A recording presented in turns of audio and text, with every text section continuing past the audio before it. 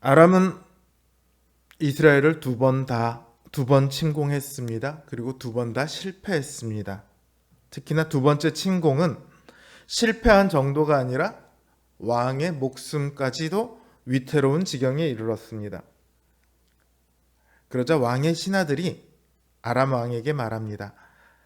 이스라엘의 왕들은 인자한 왕이라 하니 만일 우리가 굵은 배로 동이고 테두리를 머리에 쓰고 나아가면 그가 혹시라도 왕의 생명을 살려줄지도 모릅니다. 그러니 아람 왕이 그 말대로 합니다. 여기 인자하다는 말은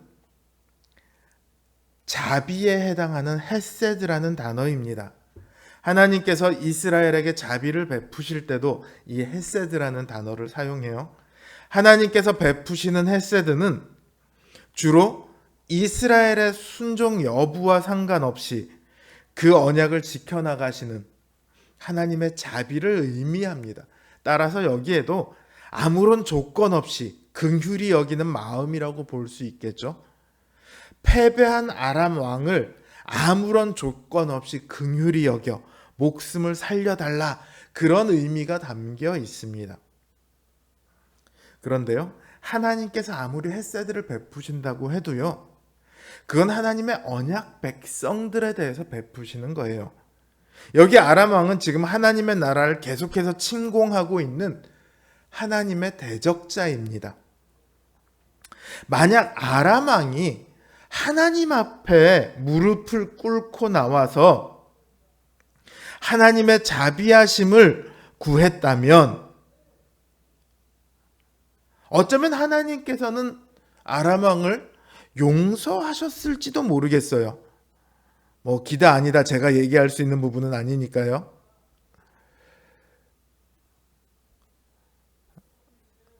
그러나 아람 왕은요,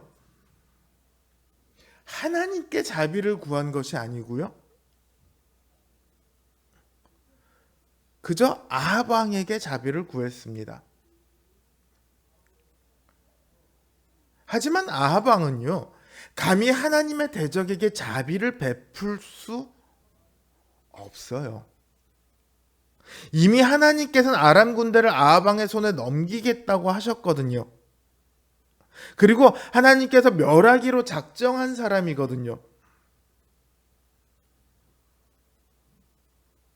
그러므로 아합 왕은 아무리 아람 왕이 비참한 행색을 하고 와서 스스로를 낮추고 자비를 구한다 할지라도 그를 살려주면 안 되었습니다. 그 생명을 거두어야만 했습니다. 그러나 아합 왕은 그렇게 하지 않죠.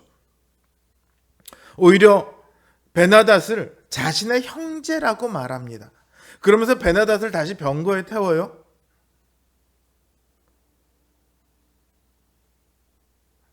그러자 베나닷이 아합 왕에게 이렇게 말합니다. 내 아버지께서 당신의 아버지에게 빼앗은 모든 성읍을 제가 돌려드리겠습니다. 그리고 다메섹에 아합 왕 당신을 위한 거리를 만들겠습니다. 이건 아람 왕이 이스라엘 왕의 신하의 나라가 되겠다, 이런 말이나 다름이 없어요. 애초에 아람 왕이 와서 아합 왕에게 너 내 신하가 돼, 이렇게 했을 때만 해도 아합 왕이 어떻게 했습니까? 그거 괜찮아, 우리 지금 상황에 그 정도만 해도 충분히 받아들일 만해, 이렇게 생각했었잖아요. 그런데 이제 그게 완전히 뒤바뀌었어요. 오히려 아람 왕이 신하를 하겠다고 자처하고 나섭니다. 얼마나 좋았겠습니까? 얼마든지 받아들일 만하죠. 그리고 세상의 상식대로라면요, 아합의 판단은 매우 훌륭한 판단입니다. 만약 여기서 아합이 베나닷을 죽인다고 해도요, 이스라엘에 특별히 이득될 건 없습니다. 아마 아람 내에서는 왕이 죽고 나면 이스라엘과 상관없이 왕이 새로 세워질 거예요. 그리고 그게 끝이에요.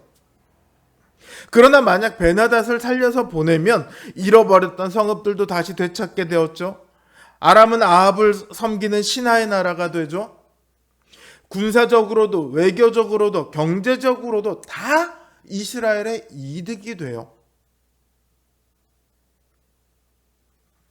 그러나 하나님의 판단은 다르죠. 하나님께서는 선지자인 무리 중 한 사람을 택합니다.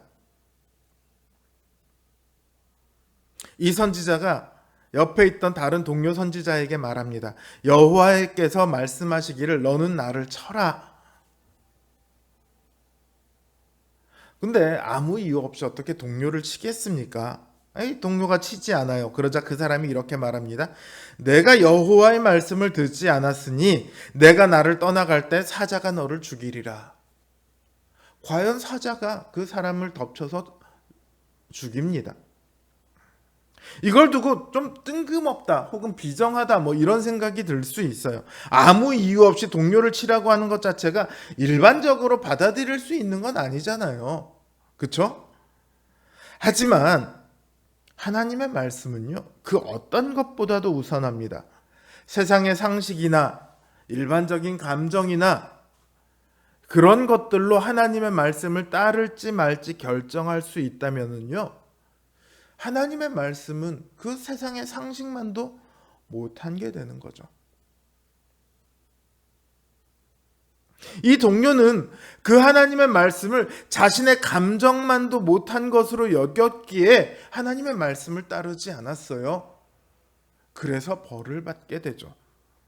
하나님의 말씀은요, 그 어떤 것보다도 위에 있습니다. 그 무엇보다도 우선해야만 합니다. 그리고 무조건 따라야만 하는 것이죠.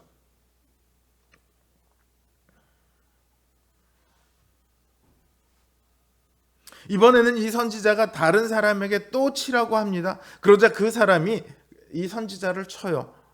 누가 봐도 많이 맞았다 할 정도로 칩니다. 그렇게 상처투성이가 된 이유는 아합 왕에게 나가서 한 비유를 말하기 위해서예요. 상처투성이가 돼서 눈을 수건으로 가리고 누군지 못 알아보는 그런 변장을 하고 아합 왕에게 갑니다. 그리고 아합 왕이 지나갈 때 소리를 질러서 말해요. 왕이시여, 제가 전장 가운데 나갔더니 한 상관이 적군 중 어떤 포로를 끌고 와서 저에게 맡겼습니다. 그러면서 말하기를 이 포로를 지켜라. 만일 이 사람을 네가 잃어버리면 내 생명으로 그 생명을 대신하거나 그렇지 않으면 은 한 달란트를 내어야 하리라. 이렇게 말했습니다. 그런데 제가 이리저리 일을 볼 동안에 그 포로가 없어졌습니다. 이 말 다음에는 아마 그래서 제가 이렇게 맞았습니다, 뭐 이런 말이 생략되었을 것 같아요. 혹은 저는 돈도 없는데 어떻게 해야 될까요? 뭐 이런 말도 생략될 수 있겠죠. 그러자 아합 왕은 뭐라고 얘기하냐면, 야, 그거는 네가 결정해서 행한 대로 당하는 거 아니냐. 결국 네 책임 아니냐. 그 상관대로의 말대로 네가 당하는 것이 옳다. 그제서야 선지자는 자신의 모습을 드러냅니다. 수건을 풀고 자신이 누구인지를 비로소 보이죠. 아합 왕은 아마도 그 선지자가 누군지를 잘 알고 있었을 겁니다.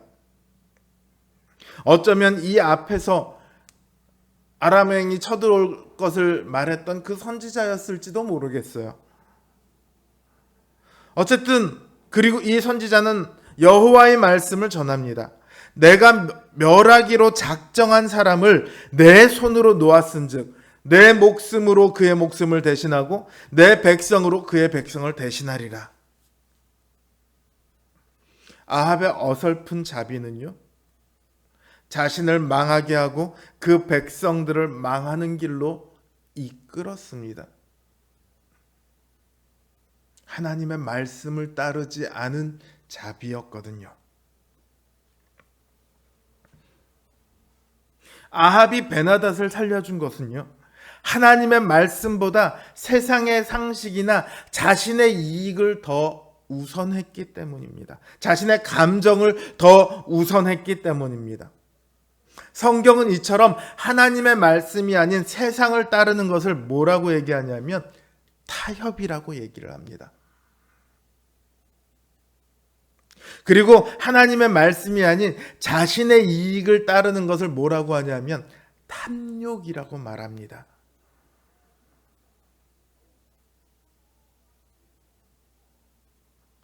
그리고 이걸 두 마음이라고 표현해요. 하나님과 세상을 함께 섬기려 한다는 거죠. 하나님과 자신을 함께 섬기려 한다는 거죠. 오늘 하나님께서 우리에게 주시는 말씀이 무엇입니까? 세상과 겸하여 하나님을 섬길 수 없다는 말씀입니다. 오직 하나님만을 섬기라는 말씀입니다. 믿음에는 타협이 없다는 말씀이에요. 부디 우리의 믿음이 다른 어떤 것과도 섞이지 않은 순결한 믿음이 되기를 바랍니다. 세상이나 돈이나 다른 무언가가 하나님과 우리 사이에 끼어들지 않게 되기를 간절히 부탁드립니다. 오직 하나님만을 바라는 순결한 성도님들 되시기를 주님의 이름으로 기원합니다.